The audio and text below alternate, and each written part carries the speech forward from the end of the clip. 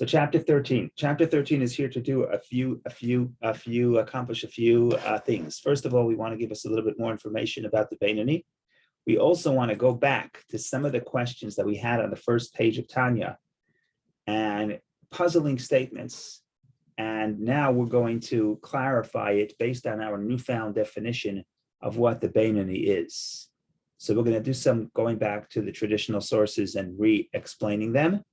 And ultimately, a very beautiful idea is at the end of the chapter, the second half of the chapter, where we ask ourselves an interesting question. We ask ourselves, if the Beinuni is somebody who, on the inside, experiences, feels the love of the animal soul, the emotions of the animal soul are dominant within himself as well. They don't take over the garments, they don't take over the thought, speech, and action, but they dominate his inner core, his inner life. Once in a while, the Beinuni, as we discussed last week, the Beinuni could think about meditate about the greatness of God and create love to God, especially through prayer, as we elaborated in chapter 12. So now the question is, what kind of love is this? Is the Beinuni's love to God? Is it really an authentic love if it's just occasional? And I guess what we're trying to tell the Beinuni is that for him, his love is genuine. So that's part of what we're going to do today. But I think we'll just jump right in instead of the long introductions, which we usually do. I think we'll jump right in because there's a lot to do. So like I said, the beginning of the chapter, what we're trying to do here is explain some of the sayings of the sages based on our newfound definition.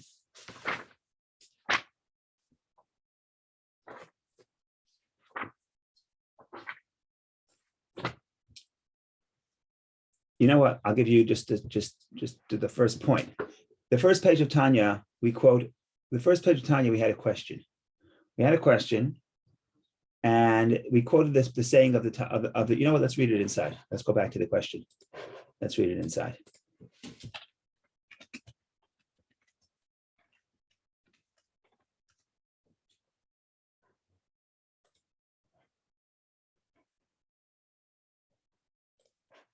We'll go back to the beginning. Why not?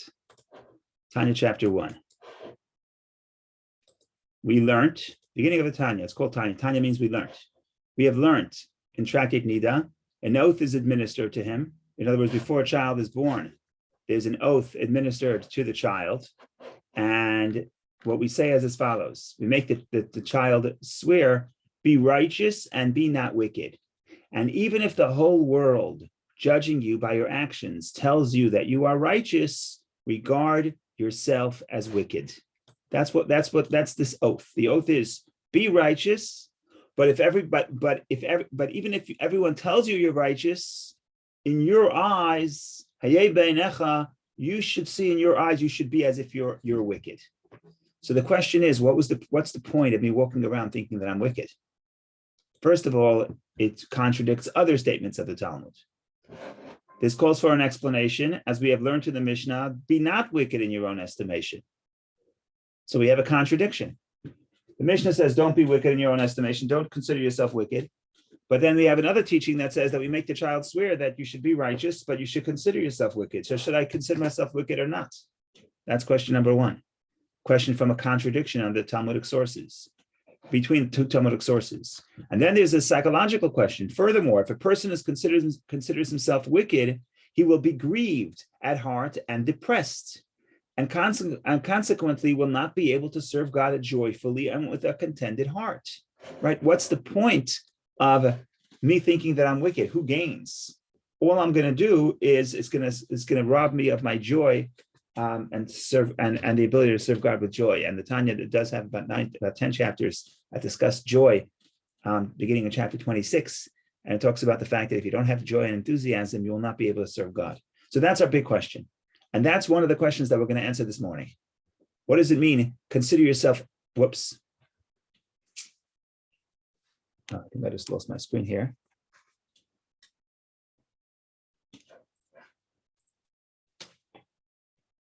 I apologize, 1 second.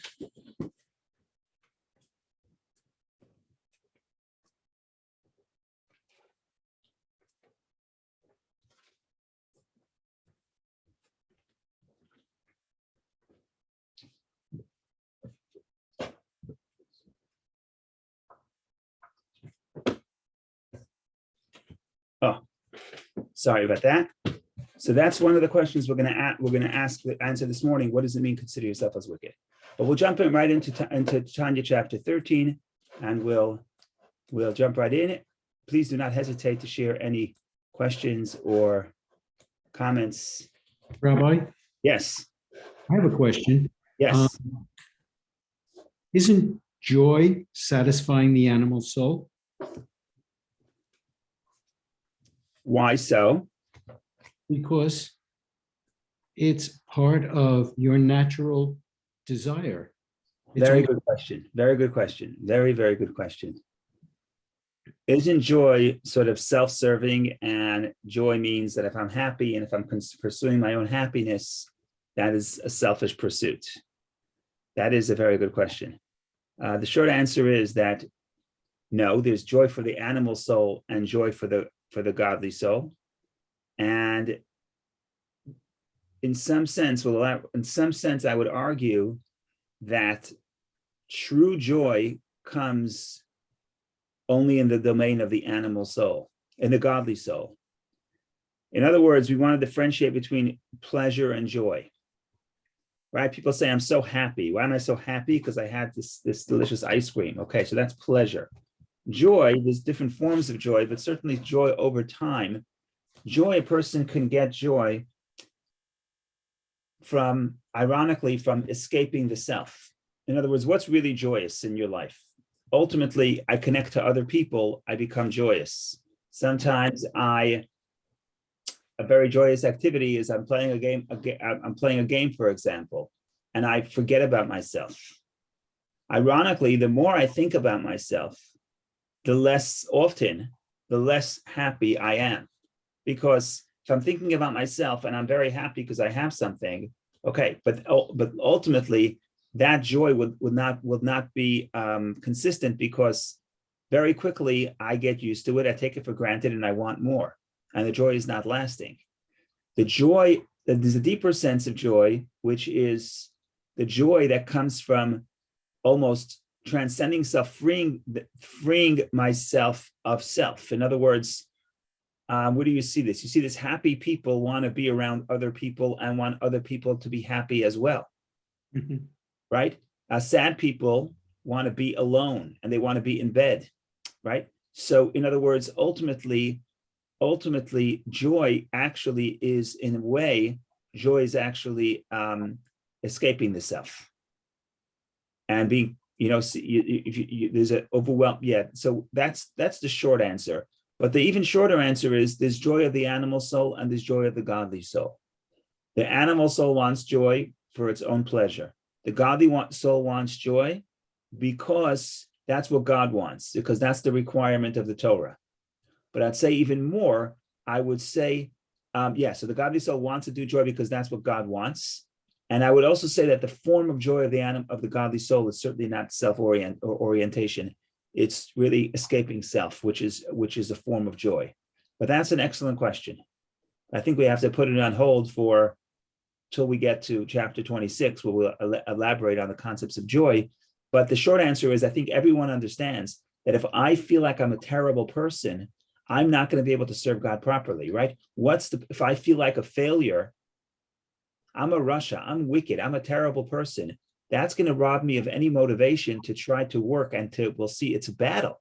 You have to go to battle with the animal soul. It's not easy, as we'll see in a minute, as we've been discussing. The battle to make the right choices in the thought, speech, and action is not easy. And to win the battle, you need to be full of enthusiasm. If you're not full of enthusiasm, even if you're stronger, you're going to lose the war. That's the metaphor Rabbi Shneur Zalman brings in chapter 26. He says you have two wrestlers, and they're going into a wrestling match. Who's going to win? Most people think the person that's going to win is the person who's stronger. And that's true in many cases. But what's also very true is the person who's stronger, but he is not excited about the match. He is not enthusiastic about the match. He's just sluggish and depressed. He's not going to be able to win, because you need to bring the joy and the passion to the battle. So exactly how that works and what the definitions of joys are, we'll elaborate upon. But I think we can understand we have this problem. If I feel like a failure, I'm not going to be able to win the battle, win the inner battle. And here we start, be in your eyes. We make the soul promise. This is obviously significant. We make the soul promise. We say,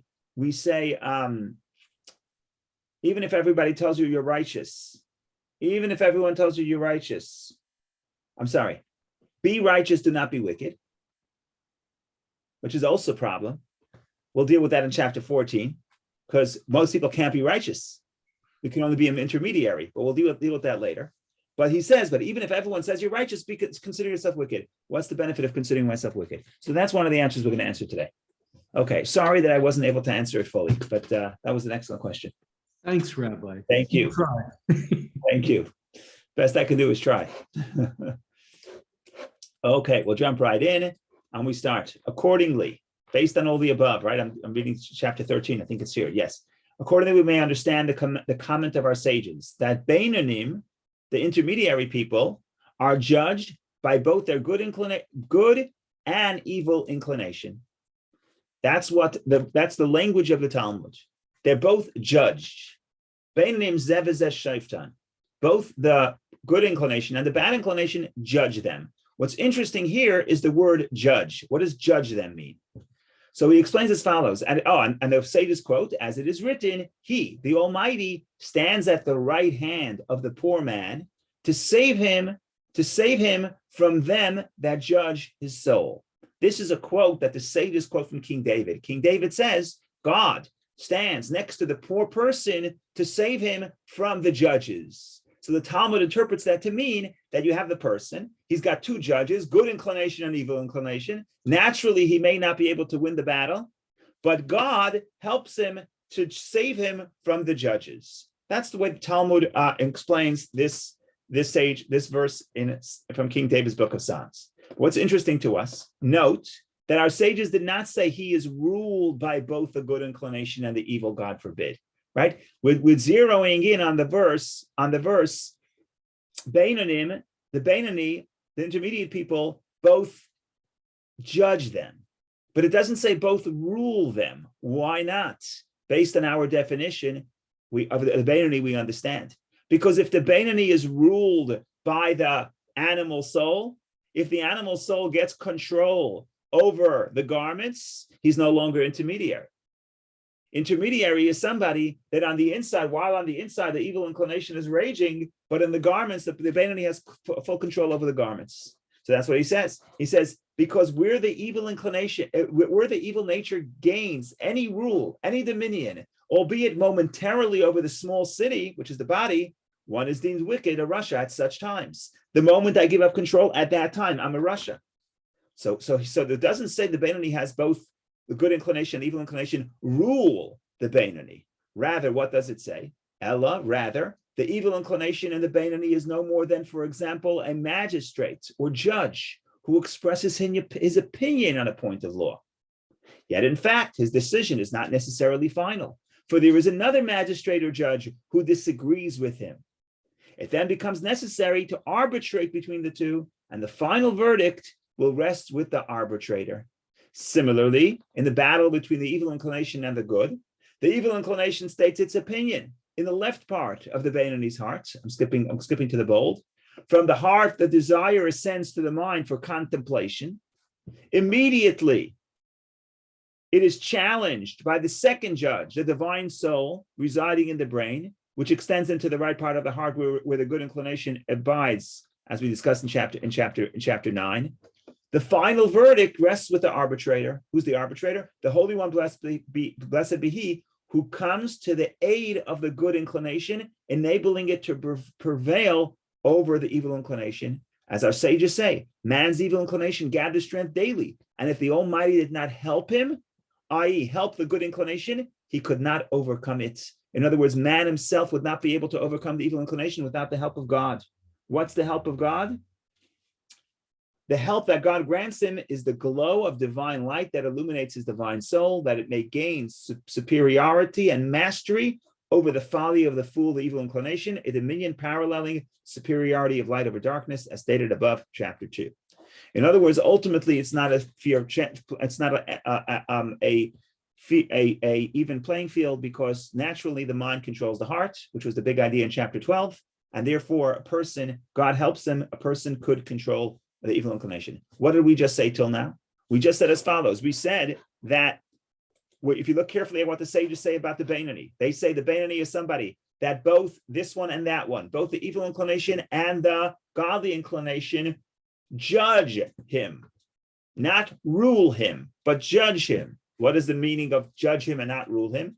The evil inclination does not rule the godly soul. The evil inclination does not rule the Beinuni. So we can say both rule. What it could do is give an opinion. Opinions you can give, and that's the judge. The judge gives an opinion. But just because you're a judge and you're on a panel and you give your opinion, it doesn't mean you have control, because there could be somebody else who disagrees with you, and there could be the arbitrator who rules according to the other party.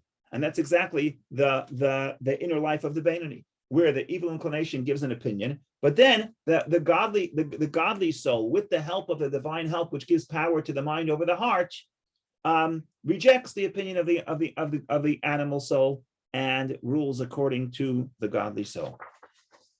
Okay.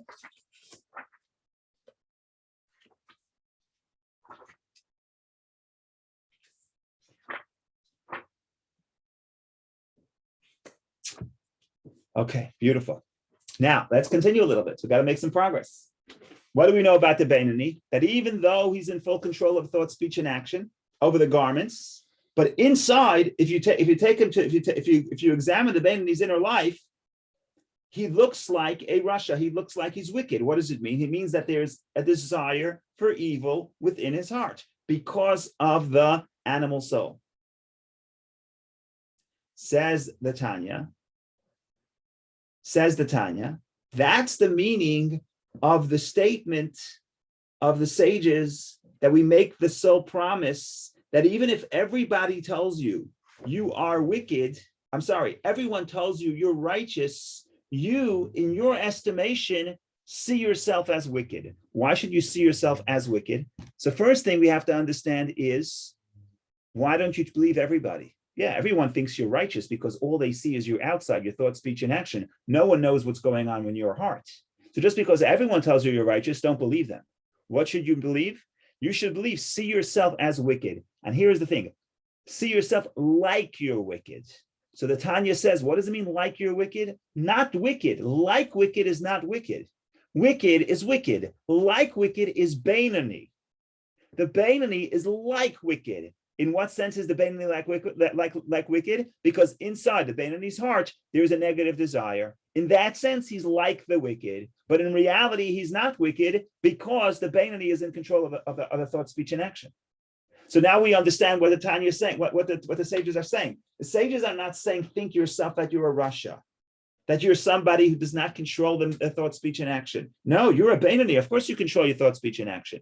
But what you should do is you should realize that you have the animal soul, you have the evil inclination, and the evil inclination is still alive and well within yourself, and therefore, in some sense, you're like a wicked, but you're not wicked.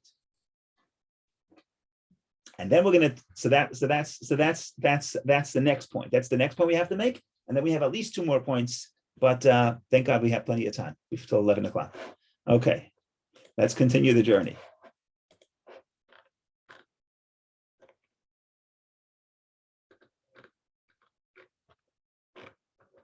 Okay, yet, in other words, we just finished saying that the Beinuni, the evil inclination is a judge. He gives his opinion, but then in the Beinuni, the opinion is rejected. So you say, whoa, wonderful, he's righteous. No, he's not so righteous, because in the heart, the evil inclination is still powerful. Yet, inasmuch as the evil is in the left part of the Beinuni's heart, is in its native strength, craving after all the pleasures of the world, and it is neither so minute as to be nullified before the good of the divine soul, as in the case with the tzaddik, nor has it been displaced from its position to any degree, but merely lacks authority and power to become diffused throughout the limbs of the body. In other words, he's still there. The only thing the evil inclination can't do is can't control the limbs, can't control the thought, speech, and action. But inside the heart, it's just as strong.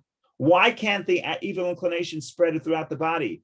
Because of the Holy One, blessed be He, who stands at the right hand of the poor man, which is a quote from the book of Psalms, which is the poor man is the person, helping him and irradiating irradiating his divine soul so that it may be able to prevail over the evil. Therefore, here's the big idea. Therefore, the Beinuni is described as being ki rasha, like a rasha, but not actually a rasha. As in the statement of our sages, which is from the first page of Tanya, even if the whole world tells you that you are a tzaddik, be in your own eyes like a rasha. And here's the big idea. He should not regard himself as an actual rasha. As we said for the Mishnah admonishes, be not wicked in your own estimation. So if I'm not a rasha, what am I?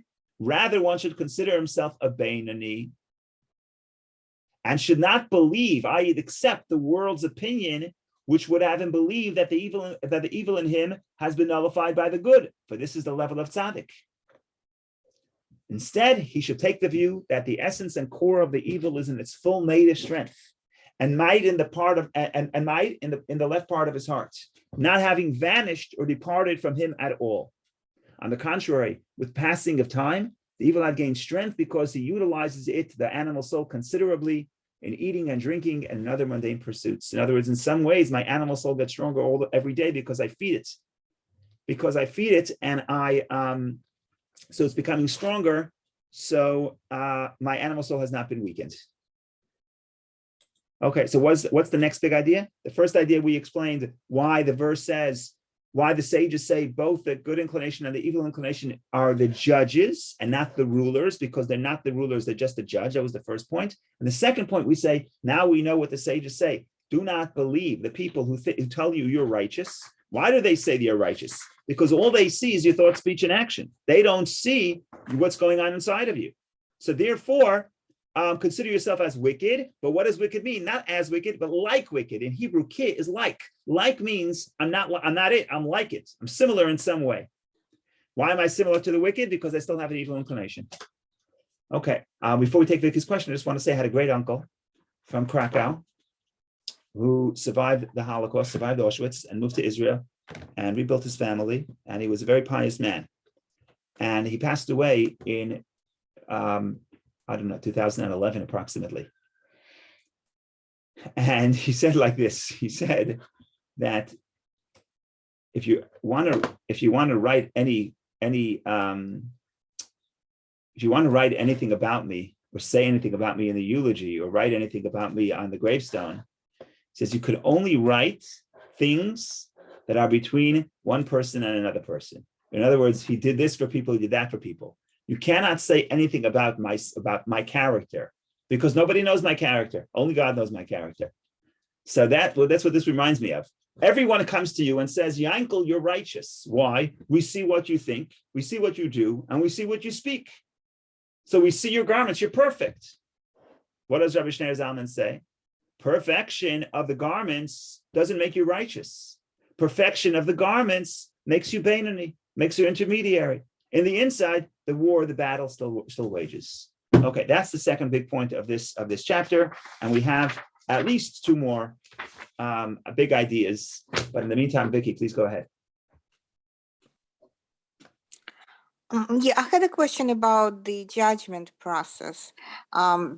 Sometimes it is tricky because not always 100% what God wants from you. Not everything is black and white. So even the judgment, I mean, you can definitely look at yourself like wicked, definitely. But even for that, you have to know what God wants from you. Does he speak about it? And not getting into that right now. Look, in the Torah, if you do something by mistake, it's by mistake. It's not held against you. In other words, that doesn't mean I'm a bad person if I made a mistake, if I made an honest mistake, right? But we're talking about, and some things are not clear. I don't know what to do. It's not clear. Some things are not clear. Okay, so I have to try to figure out what to do. Fine. We're talking about, I would argue that, I would talk for myself, not for you, but for myself, most of the things that I do that I later regret, I know I shouldn't be doing it. And the reason why I do it, I'm going to turn off the recording, so it shouldn't be a confession on YouTube.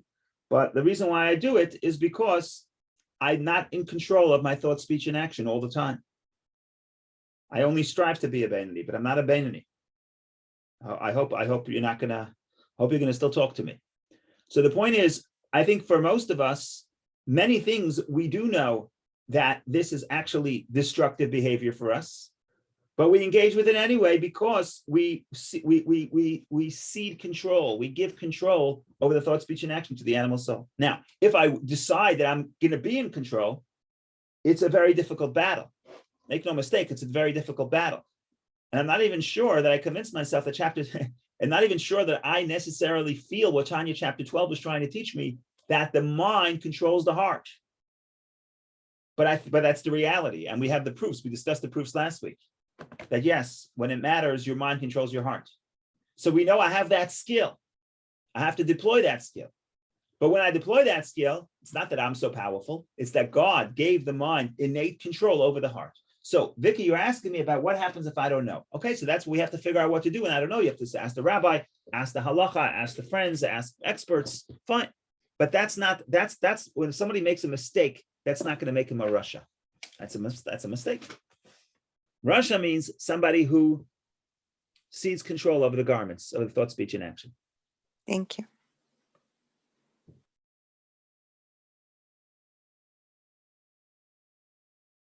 Okay, now comes the excitement. Not the excitement.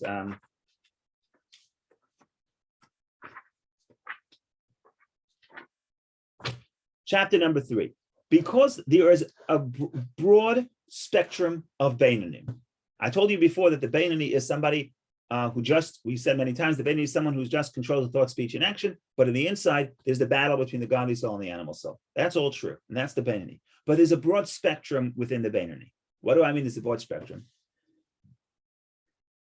So if you remember I wouldn't say last week because it was 2 weeks ago, but when we discussed chapter 12, we said that the Beinuni, right? Karina, you remember this because we discussed this, that the Beinuni, when he prays, he is able to sense a love to God.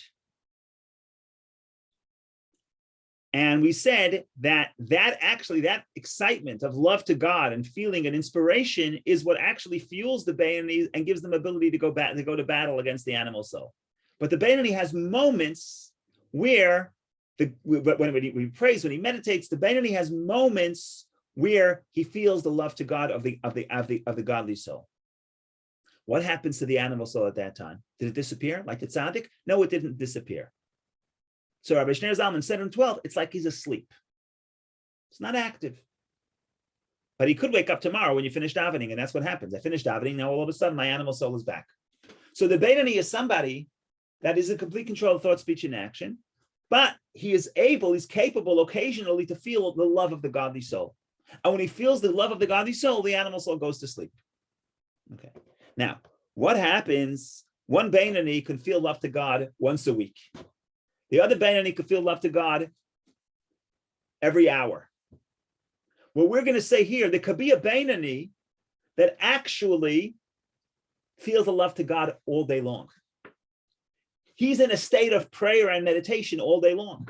If I'm a Beinuni, not me, if there's a Beinuni, you put him in the study hall, you give him piles of Torah, books of Talmud, you give him Hasidic philosophy, and all he does is studies and prays.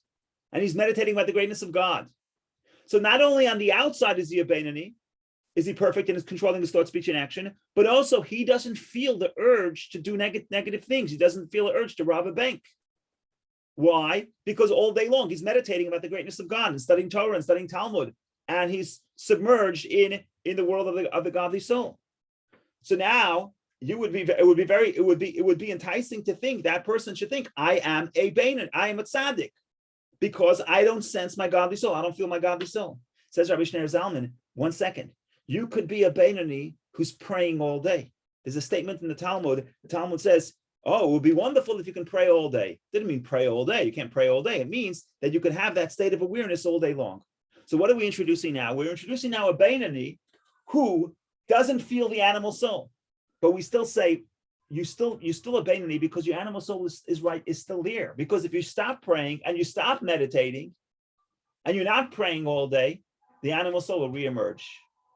What does that help us? It helps us to give us the range of understanding that the range of Beinunis are vast, right? There could be a big spectrum of Beinuni, somebody who doesn't feel the love of God on a common basis, to someone who feels the love of God all day long, doesn't necessarily feel the animal soul, but the animal soul has not been transformed. It's still there, it's still asleep. And if I stop meditating and I stop praying and I stop studying Talmud, it will reemerge. So it helps us to understand the spectrum of the Beinuni, but it also helps us, again, the first page of Tanya, where we brought in all the questions from the Talmud. There was an unbelievable story. There was a Talmudic sage, Rabbah. Rabbah, the Talmud says, he never stopped studying for 1 minute. Even when it came to die, he didn't stop studying Torah. Rabbah tells his students, I am a Beinuni. The student said, no, you can't be a Beinuni, because if you're a Beinuni, we must be wicked. And then that's impossible. So they told him, you can't be a Beinuni. We reject that notion. But the question is like this. So the question was that on the first page, if Beinuni means someone who does 50% sins, how in the world could Rabbah say, I'm a Beinuni? But by this definition, he could think he's a Beinuni. Because Rabbah thinks, not he's a standard Beinuni, but he's a Beinuni who's praying all day. So we just introduced a new concept. You have somebody who is a righteous person. Righteous person means he doesn't feel any negative impulses. Why not? Because he has no animal soul. We had the two levels of tzaddik. Either because the animal soul becomes so nullified, it became so small, it's not strong enough to create an urge, or the perfect tzaddik because the animal soul was transformed. Okay, so the tzaddik does not feel any negative urges because his animal soul is, for all practical purposes, non-existent. Now we have a Beinuni, a special Beinuni, a Beinuni that prays all day like Rabbah. The Beinuni also does not feel the urge of the animal soul, but he still could be a Beinuni because, you know why I don't feel animal soul? Not because it's not here, because it's asleep. Why is it asleep? Because I'm too busy meditating on other things. If I stop to meditate, it's going to show back up. It's going to show up again. So that's the next step. That's the third point of this, the third big idea of the chapter. And the most fun is the fourth. So thank God we still have time. And we'll get to the fourth idea, which is absolutely fascinating, both practically and philosophically as well. And we also talk about what the meaning of truth is, what the meaning of authenticity is, what is the meaning of the consistency. All that is in the fourth part of this chapter. So I'm excited. Again, comments, questions, don't wait to the end. You could please share. Otherwise, we continue. And we're going to go to the third section part of this chapter 13. And here we go. Even if one's entire aspiration is in God's Torah, which he studies day and night for its own sake, this is still no proof whatsoever that the evil has been dislodged from its place. Perhaps rather, the essence of the substance of the evil are in their full strength and might in its abode in the left part of the hearts, except that its garments, namely the thought, speech, and action of the animal soul, are not invested in the brain, mouth, and hands and other parts of the body, because God has granted the mind supremacy and dominion over the heart. Therefore, the divine soul in the mind rules over the small city, i.e. over all the parts of the body, making them, the body's organs, serve as garments and vehicles, through which the three garments, namely the thought, speech, and action of the Torah's 613 commandments, are expressed clothed, as we discussed in the past. However, in its essence and substance, the divine soul has no preponderance over the essence of substance of the animal soul in the case of the Beinuni, except at those times when his love for God manifests itself in his heart on propitious occasions, such as during prayer and the like. Even then, during those times when the divine soul gains the upper hand over the animal soul, it is limited to preponderance and dominion alone, as it is written, and one nation shall prevail over the nation. When one rises and prevails, the other one fails. And when that one rises, this one fails. Thus, the divine soul gains strength and ascendancy over the animal soul in its source of strength, Gevurat, which is understanding Bina. Thus, when the divine soul gains strength over the animal soul, pondering on the greatness of God, the blessed Ein Sof, and thereby giving birth to intense and flaming love to God in the right part of the heart. And then the Sitra Achara, in the left part of the heart, is subjugated, but it is not entirely abolished in the case of the Beinuni. It is only in the tzaddik concerning whom it is said, my heart is void within me. He, the tzaddik, despises and loathes evil with a consummate hatred, or without quite such utter hatred. As explained above, there's two levels of tzaddik. All the above applies to a tzaddik, but in the Beinuni, the evil merely lies dormant, as with a sleeping man, for example, who can awaken from his sleep at any time and reactivate his faculties. So, is the evil in the Beinuni dormant, as it were, in the left part of the heart, during the recital of Shema and Amida, when his heart is aglow with the love of God. Therefore, After prayer, it can reawaken.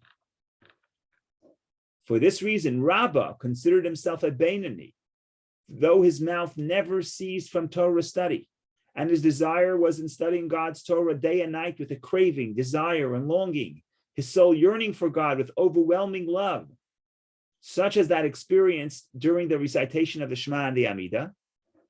It was therefore possible for him to consider himself a Beinuni, for he appeared in his own eyes as a Beinuni who prays all day, i.e. a Beinuni who throughout the day retains his level attained during prayer. As indeed our sages said, would what a man pray for the whole day long. Halavai, we wish a person to pray all day long. Okay, that's the third idea. And interesting, but good to know about, like I said, about the spectrum of Beinuni and the difference between a Beinuni and a tzaddik.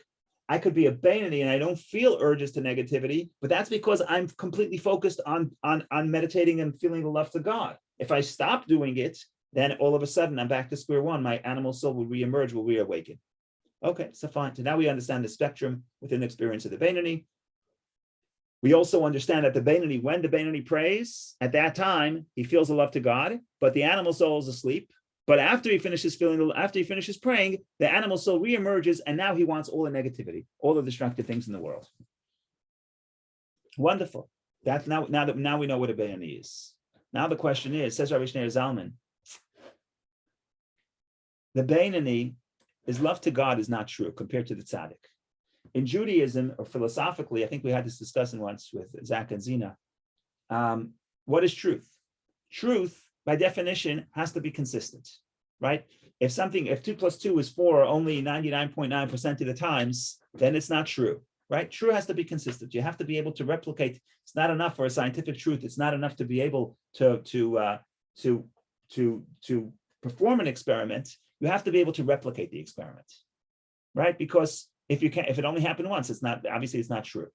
And in Judaism, there's a very interesting law. The law is that for certain matters of ritual purity, like for the red heifer, you had to have living water. Living water. Living water means water from a stream. Says the Mishnah, if you have streams that lie, streams that deceive, it's not living water. What does it mean? A stream that lies, a stream that deceives, deceptive stream. Says, so the Mishnah explains, if it dries out once in 7 years, it's not really living water. Why? Because to be real, you have to be consistent. If you're not consistent, you're not real. Now, in the physical sense, nothing is real. Nothing lasts forever. So therefore, we say you need, but what's considered real, a cycle of 7 years is considered a significant amount of time. If you're here for a significant amount of time, you're real. That's just a halachic ramification of this idea. So we say that tzaddik, if your love to God is not consistent, then it's not real. It's not authentic. Compared to the tzaddik's love, it's not authentic. So what should the Beinuni think? The Beinuni think my love to God, that I meditate and pray and awaken the love to God, is that not real? So Rabbi Shneur Zalman says no. There's relative truth as well. What's relative truth as well? He quotes a verse that says, there's the sfat emet, there's the lips of the truth. The quote is, sfat emet tikon la'ad, lips of truth will last forever. But there's a play here, because the word sfat, the lips of truth, could also mean the edge of truth, the boundary of truth. In other words, there's the truth, and then there's the boundary. The boundary is not true, but it's the boundaries of truth. It's relative truth. And Rabbi Shneur Zalman says the Beinuni's love to God, even though it's only temporary, and even though compared to the tzaddik's level, it's not authentic, it's not true, it's not genuine, because because it doesn't last. But for the Beinuni, it is genuine. Why? Because you can reproduce it whenever you want. And if you can reproduce it every day, then in some sense, it's consistent. So if I can reproduce this feeling every day, it's considered consistent, to make it consistent and make it true for the Beinuni. And that's the big idea. So the big idea is, if you're the Beinuni and you say, I want to control my thought, speech, and action, that makes me a Beinuni. But I want more than that. I want to experience a love to God. Problem is that when can I experience a love to God? Only occasionally, when I pray, when I meditate, when I get involved in Torah study. Then I feel the love to God. I feel the desire to connect to God. But 5 minutes later, I don't feel that desire. So what does that tell me about the desire? Obviously, it's not authentic. Says the Alter Rebbe, no, it's not authentic for the tzaddik, but for you, it is authentic. Why? Because it's part of you. Why is it part of you? Why is it? How do I know it's real for you? Because even though you can't do it all day, but you can do it every day. And if you do it every day, it's consistent, right? We discussed this in the past, that there's a verse, a few things in the Torah says, Eish Tamid, there should be a continuous fire. Or Olat Tamid, a continuous offering. So what's continuous? If I say, I always go to the gym, it can have two meanings. It could mean I'm in the gym 24 hours a day. Or it could mean I go there every day. Both are true. In other words, there's two meanings. If I do something always, that could mean I'm always doing it, or it means I continuously, constantly do it on a consistent basis. But it doesn't mean I do it all the time. And that's the big idea to the Beinuni. We're saying, even though compared to the tzaddik, your level of love is not true because it's dependent on your motive and your meditation. And as soon as you stop meditating, as soon as you stop fueling it, it dissipates. But nevertheless, it's real. It's part of you because you can recreate it at every moment and every day. Anytime you pray, you recreate it. And that's why it is true for you as well. So this is a beautiful thing, I think. I think this is inspiring. And we'll read it inside. There's a little Kabbalah at the end, but that's basically the fourth. This is because it gets into the Kabbalistic idea of what is truth. It gets into the idea, it's actually related to the Mishkan, where Jacob is considered the attribute of truth. Abraham and Isaac are love and awe. And Jacob is the middle path, which is the path of truth. And he goes into a whole thing where Jacob represents and every level has its truth. So there's relative truth. There's the Jacob of that level. It's a little Kabbalistic. If we have time, we'll explain it. But now we want to just read it inside and see what happens. So here we go. Again, questions, please jump in at any time. Here we go. Now, this aforementioned love attained by the Beinuni at the time of prayer by virtue of the temporary preponderance of the divine soul over the animal soul, etc. When compared to the standard of tzaddikim who serve God in perfect truth, this love is not called true service at all, since it passes and disappears after prayer. Whereas it is written, the language, literally the lip of truth, shall be established forever, but the tongue of falsehood is only momentarily. We read that verse in Proverbs to understand that only something that is forever is truth. But if it's momentary, it's not truth, it's false. So compared to the righteous, compared to the love of the tzaddik, the love of the Beinuni is not considered truth because it's not consistent. Nevertheless, in relation to the rank of the Beinuni, this level of love is regarded as a truly perfect service in terms of their level of truth, i.e. the level of the Beinuni, and each man relative to his standing in the category of the Beinuni, because there's a spectrum, as you mentioned. Their love too, which they possess only during prayer, I term the language of truth, which shall be established forever. Why? If it's not forever, why is my love as a Beinuni? It's only temporary. Why is it considered love if I can't feel it all the time? Since their divine soul has the power to reawaken this love constantly whenever it gathers strength during prayer day after day, by means of the spiritual preparation appropriate to each soul's quality and rank. In other words, I have to prepare, I have to meditate, I have to study Hasidic philosophy, I have to daven, whatever I have to do. But I could create that love even momentarily, but I can recreate it whenever I want to, then it's part of me, then it's true. And now we're going to get a little bit Kabbalistic. I'm just going to try to read it quickly, and we'll pick up what we can pick up. When we're done, if you want to ask something specific about this Kabbalistic part, I'm happy to discuss. Truth is the attribute of Jacob, as the verse states. You give truth to Jacob, who is called the middle bolt, which secures everything from end to end. This is a reference to the Mishkan, this week's parsha, where they would build the Mishkan by creating 48 planks of wood. And then there were bolts, there were beams of wood that went within those planks to hold it in place. So you have beams of wood standing up, and then inside there was a pole that went in, the middle pole went in and went from one edge to the other edge, and that held all those beams in place. So Kabbalistically, we call it the middle pole because there's an upper one and lower one that did not go through the entire wall, only partially. But the middle one went all through the entire wall. So Kabbalistically, the middle one is Jacob, and it goes from, like he says, from one end to another end. That's a quote from the Torah. In spiritual terms, this means that the attribute of truth passes from the highest gradations and levels to the end, to the lowest of all grades. In other words, every level has its point of truth.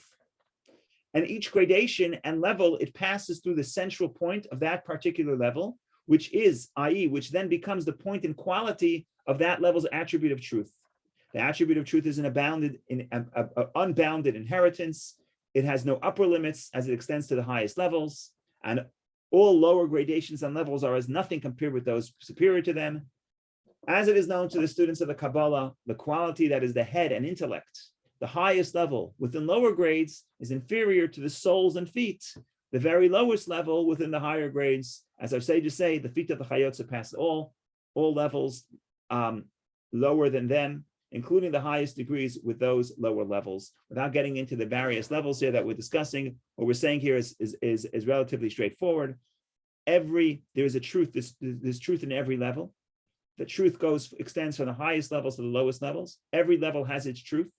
Every level has its degree of consistency. If you're righteous and you have the capacity to love God always, then loving God part of the time is not considered truth.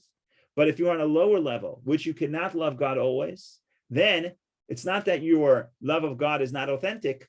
It's because on your level, what the meaning of authenticity is different.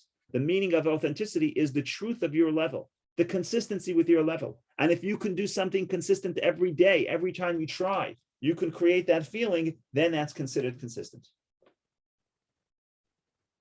So that's, I think, a beautiful inspiration for the Beinuni, who could always ask himself, is my love really genuine if 5 minutes later I love something, I love the opposites? Well, if you can recreate this feeling on a relatively consistent basis, even if you don't have the feeling all the time, it's considered love for you. It's considered true for you. So that's the story in short, ladies and gentlemen. Thank you for joining. Questions, comments, welcome, of course. I hope I hope you enjoyed. Have a wonderful Shabbos and a wonderful month, because it's the first of Adar, the first of the month of Adar, second day of Rosh Chodesh, but it's Adar 1. It's the first day of the second Adar, because it's a leap year, so we have 2 Adars. And with the month of Purim, so it's a month of joy. May the joy, power of joy, expel all the negativity and transform everything to good. Yes, Vicky, please go ahead. I mean, in reality, we need that. We need the power of some divine powers to overcome all the darkness and to feel that joy. Yes. I had a question about, it goes back to the question about decision making. So are we saying that tzaddik, or someone who is in a state of prayer, has a better sense for what's right, what's wrong?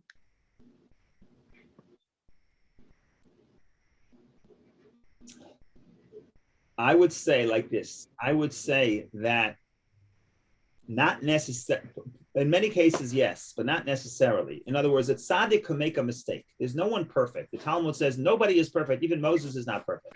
A tzaddik could make a mistake. There's no question about that. The question is, what's the likelihood that a tzaddik will make a mistake? When I make a mistake, remember that my animal soul has its own agenda. So I have a subjective agenda, which is to look at from my own self-interest. So when I have an incentive to make a mistake, because I really care about myself. I don't really care about the truth too much. I more care about myself. Or in other words, part of me is very self-oriented and very selfish. So if I'm selfish and I don't know what to do, I have incentive. My animal soul has incentive to convince me to do what's good for me, even though that may not be the right move. But the more selfless I am, that doesn't mean I won't make a mistake. But that could mean that the subjective perspective is not going to be as blinding, right? Because self-love is blinding. So whenever I think that I did the right move, I have to ask myself, is this objective? Am I speaking from an objective perspective, or am I just speaking from the perspective of self-love? And that's why I think I'm right? But if I didn't have the tzaddik, who doesn't necessarily have that degree of self-orientation or self-love, then not that he can't make a mistake, a tzaddik can make a mistake. But the question is the selfish part of self obscuring his mind? Probably to a lesser degree. So are you saying that tzaddik will make a different kind of mistake? Probably. Right. More Yeah. like to harm himself. Or, no, not Other way. necessarily. Not necessarily. It could be not necessarily. Not necessarily. No, I don't mean it that way. I mean, tzaddik could decide that the right thing right now is to go and I don't. Yeah, I would say tzaddik is susceptible to all mistakes. Everyone can make any type of mistake. The question is my mistake just because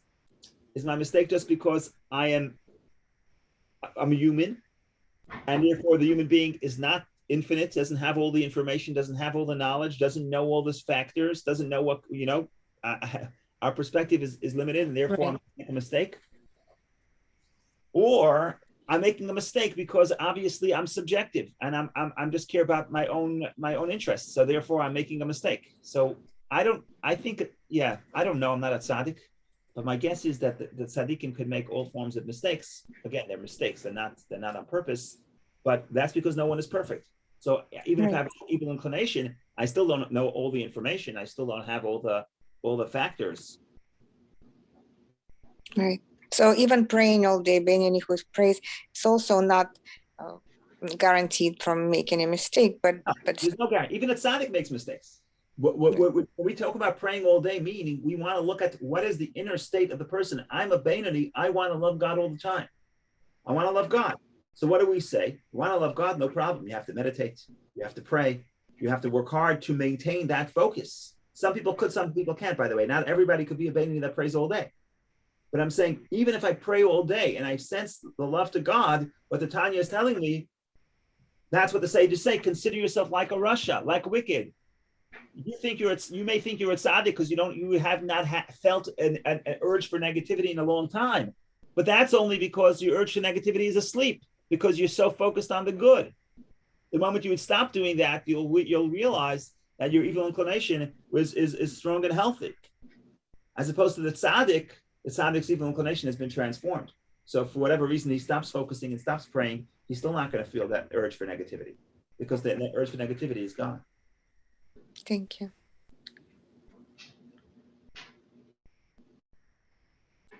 Okay, wonderful day, everybody. And join us for the continuation of the journey. We're only at chapter 13. We have 53 chapters to go. Have a good day. Wonderful day, everybody. Take care. Shabbat shalom. Thank you. Shabbat shalom. Shabbat shalom.